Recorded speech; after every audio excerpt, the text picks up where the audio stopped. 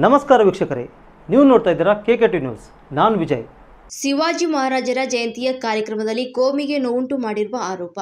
ದಿನಾಂಕ 26/2/2023 ನಡೆದ ಛತ್ರಪತಿ ಶಿವಾಜಿ ಮಹಾರಾಜರ ಜಯಂತಿಯ ಕಾರ್ಯಕ್ರಮದಲ್ಲಿ ನಗರದ ಶಾಸಕರಾದ ಬಸನಗೌಡ ರಾಮನಗೌಡ ಪಾಟೀಲ್ ಯತ್ನಾಳ್ ಅವರು ಕಾರ್ಯಕ್ರಮದಲ್ಲಿ ಭಾಗವಹಿಸಿದರು. ಅವರು ಕಾರ್ಯಕ್ರಮದಲ್ಲಿ ಭಾಗವಹಿಸಿ ಒಂದು ಕೋಮಿಗೆ ನೋವುಂಟು ಮಾಡಿರುವ ಉದ್ದೇಶದಿಂದ ಅವರು ಮಾತನಾಡಿದರು.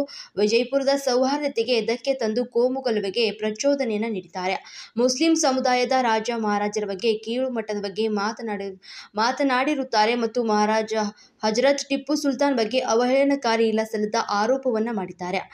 ಇನ್ನು ಕೋಮು ಗಲಭೆಗೆ ನೇರವಾಗಿ ಪ್ರಚೋದನೆಯನ್ನು ನೀಡಿ ಸೌಹಾರ್ದಯುತ ವಾತಾವರಣವನ್ನು ಕೆಡಿಸಲು ಪ್ರಯತ್ನವನ್ನ ಮಾಡುತ್ತಿದ್ದಾರೆ ಅಂತ ಮಾತನಾಡಿದರು.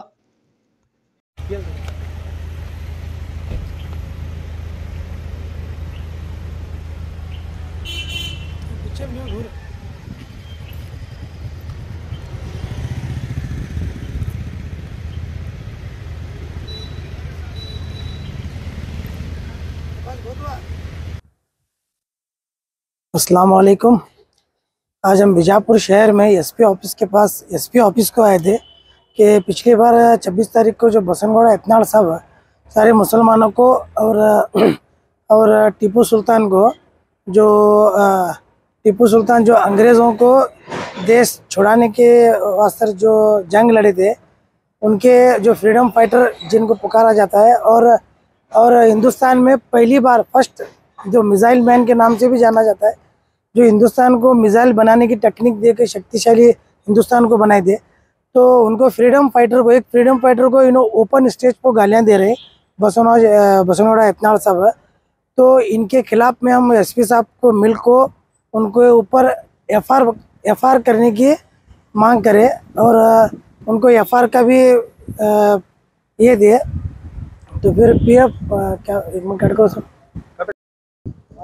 जैसा कि आप जानते हैं कि बीजापुर के एमएलए जो बसनगौड़ा यत्नाल पाटिल साहब ने 26 तारीख फरवरी 2023 को शिवाजी जयंती के जो उत्सव के मौके पर मुसलमान कम्युनिटी को पर्टिकुलर टारगेट करे। इस मौके पर क्या है, वो मुसलमान और टीपू सुल्तान को बहुत से जो अनपार्लियामेंट्री वर्ड्स बहुत यूज़ करे यत्नाल साहब। जब एक वो एमएलए होने के बावजूद जो वो एमएलए हिंदू के भी हैं, मुसलमान के हर कास्ट के एमएलए होते हैं, वो अपने करियर के लिए जो आने वाले इलेक्शन के जीतने के लिए मुसलमान को गाली दे के हिंदू के वोट लेना बोल को एक उनका फंडा है। मैं जितने भी बीजापुर के हिंदू और मुसलमान लोग हैं, मैं उनसे रिक्वेस्ट करना चाहता हूं कि यत्नाल साहब के बातों पर आप मत आइए, यत्नाल साहब के बातों पे मत आइए। जो सेकुलर माइंड रखने वाले हैं, जो आने वाले इलेक्शन जो डेवलपमेंट के नाम पे जो वोट मांगता है, वो उसको वोट देकर कामयाब कीजिए। और मैं हमारे बीजापुर की जनता से मैं अपील करना चाहता हूँ कि आप जानते हैं कि हमारे बीजापुर के अंदर जब भी इलेक्शन आता है तो हमारे यत्नाल साहब क्या है, मुसलमान को गाली दे रहे हैं। इससे पहले वो जेडीएस में थे तो दरगाह को गए, मस्जिद को गए, साहिबा के पाँव पड़े, सब करे। जब जेडीएस से वो आने के बाद बाहर, फिर बीजेपी आने के बाद, बीजेपी में आने के बाद क्या है, मुसलमान को टारगेट कर रहे हैं। किस लिए टारगेट कर रहे हैं? कोई मुसलमान उनको धोखा दिया होगा, पूरा मुसलमान नहीं धोखा दिया उनको, कुछ तो कोई भी लोग उनको धोखा दिया है, मेरे को ऐसा लगता है। इसलिए क्या है, वो पर्टिकुलर एक इंसान को नहीं, पूरी मुसलमान कम्युनिटी को टारगेट कर रहे हैं। मैं बीजापुर के जितने भी उलमा कमेटी हो या एमएमसी हो या जमाते हमारे अंजुमन इस्लाम है, जितने भी उलमा कमेटियाँ, मैं उनसे रिक्वेस्ट करना चाहता हूँ कि डेली, जब 2 दिन पहले हमारे यत्नाल साहब के एमएलए गुलबर्गा में गए, तो जब भी मुसलमान जो है छिनाल के करो ऐसा गाली दे रहे हो। हर स्टेट में कहाँ भी जो स्टेट के अंदर हो, एक फायर ब्रांड बोल के क्या है, मुसलमान को ओपन गाली दे रहे हैं। मैं बीजापुर के हमारे जो कौमी रहबर बोलते हैं, मैं सभी उलमा के जितने में उनसे मैं रिक्वेस्ट करना चाहता हूँ कि आप एक बीजापुर बंद बुलाओ।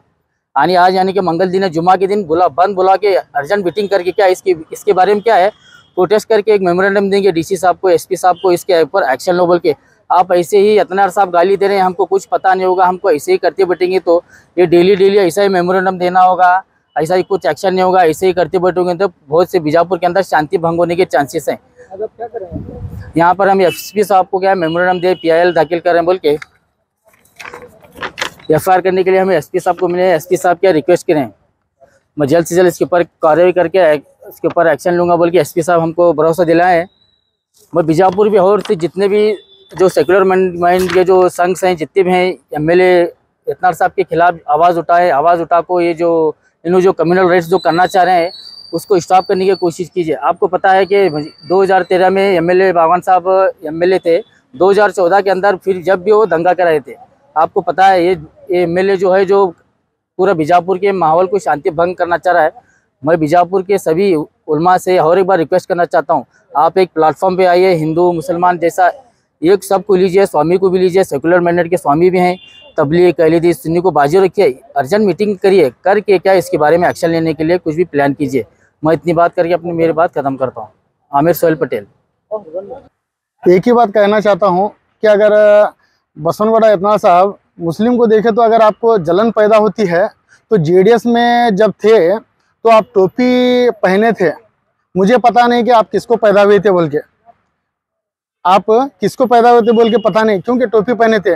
मैं टोपी पहनना गलत बोल के नहीं बोलता, ये जो है भारत देश जो है यहाँ पर सभी धर्म के लोग कुछ भी कर सकते हैं, लेकिन आप जैसा एमएलए यहाँ पर जो है नगर में चुन के लाते हैं बोले तो ये बहुत ही हेनकारी ये जो है लगता है। लेकिन एक ही बात कहूँगा सभी जनता से कि ऐसे एमएलए को अगर चुन के लाना है तो विचार करें, क्योंकि हमारे जो भारत देश में जो कर्नाटक है यहाँ पर सभी धर्म के लोग हैं, संवाददाता से रहते हैं, लेकिन जो कोमवादी गलबे जो यहाँ पर वो क्रिएट कर रहे हैं अपने भाषण में, हजरत टीपू सुल्तान का नाम लेकर के उनको गाली देते हैं, हमें वो गाली देना भी पसंद नहीं आता। एक ही बात कहना चाहता हूँ, अगर आप गाली देते हो तो सोचो, बाबा साहेब अम्बेडकर के संविधान का आप बार बार अपने भाषण में जिक्र करते हो, तो उसी संविधान में भी लिखा गया है टीपू सुल्तान, बाबा साहेब अम्बेडकर भी गलत हैं क्या लिखे हुए? अगर आपको हिस्ट्री नहीं पता हो तो हिस्ट्री जाके पढ़ो, जो हजरत टीपू सुल्तान क्या है क्या नहीं, हिंदुत्व के लिए क्या किए, हिंदू भाइयों बहनों के लिए क्या किए, कितने मंदिर बनाए, कितने मस्जिद बनाए, आम जनता के लिए क्या किए। अगर आपको जानना है तो हिस्ट्री पढ़ो, वरना क्या है ये जो आप भोगते हो हिंदुत्व हिंदुत्व हिंदुत्व, हिंदू के लोग जो है बहुत सारे बीजापुर में हैं, लेकिन वो कहीं पर भी कोई भी नहीं बोले। फॉर एग्जांपल मैं बोलता हूँ, अप्पा साहेब पट्टन शेट्टी 2 पीरियड किए, वो भी एमएलए थे, मिनिस्टर भी बने, लेकिन वो ऐसे जैसा आप भोग रहे हो उस तरह से कहीं पर भी आप उनका भाषण नहीं सुने, क्योंकि वो जो है संवाददाता जो यहाँ पर मॉब है जो क्रिएट है, जो लोगों के विचार में उनके ऊपर जितना ये है वो सभी लोग उनको पसंद करते हैं। जैसा कि आप भाषण करते हो 4 लोग आपके पीछे रहते हैं, लेकिन जो लोग जमा हुए थे जो क्या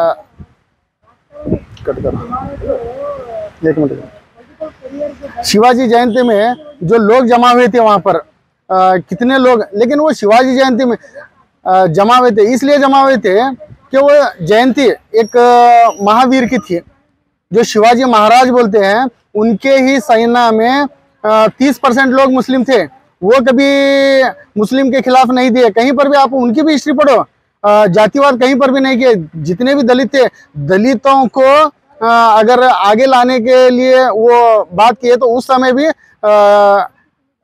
शिवाजी को सभी लोग, वो अच्छे तो दलित हैं उनको क्यों छूते हो, इस तरह से वो बात करते थे। लेकिन मुस्लिम कहीं पर भी क्या है, दलित हो या हिंदू हो या मुस्लिम हो, ये जातिवाद हम में नहीं है, ये जो जातिवाद कहीं कीड़ों में है, जैसा कि बसवनगुड़ा यत्नाल जी। एक ही बात कहता हूं कि ये जो कोमवादी आप कर रहे हो ये रुकाओ। अगर आपको वोट मांगना है तो भीख मांगो, मिलेगा, लेकिन इस तरह से जातिवाद करके हम हिंदू मुस्लिम भाइयों में जो आग लगाने का काम कर रहे हो ये रोको। यहाँ पर जो है अनपढ़ क्या है, कोई भी नहीं है, यहाँ पर सीखा हुआ है, 4 लोग होने से कुछ होने वाला नहीं है। एक ही बात कहता हूँ, अगर आप इसी तरीके से अगर भाषण करोगे तो आने वाले दिनों में इलेक्शन तो 1 महीने में ही खत्म होगा, आपका राजनीति भी यहीं पर खत्म होगा, स्पॉइल होगा, ये मैं लिख के देता हूँ। जय भीम जय टीपू। रिजवान मुल्ला, टीपू क्रांति सेने जिला अध्यक्ष। ನಿರಂತರ ಸುದ್ದಿಗಳಿಗೆ ನೋಡ್ತಾ ಇರಿ KK2 ನ್ಯೂಸ್। ನಮ್ಮ ಚಾನಲ್ ಇಷ್ಟವಾದಲ್ಲಿ ಲೈಕ್ ಮಾಡಿ, ಕಮೆಂಟ್ ಮಾಡಿ, ಶೇರ್ ಮಾಡಿ ಹಾಗೂ ಬೆಲ್ ಬಟನ್ ಒತ್ತೋದನ್ನು ಮರಿಬೇಡಿ।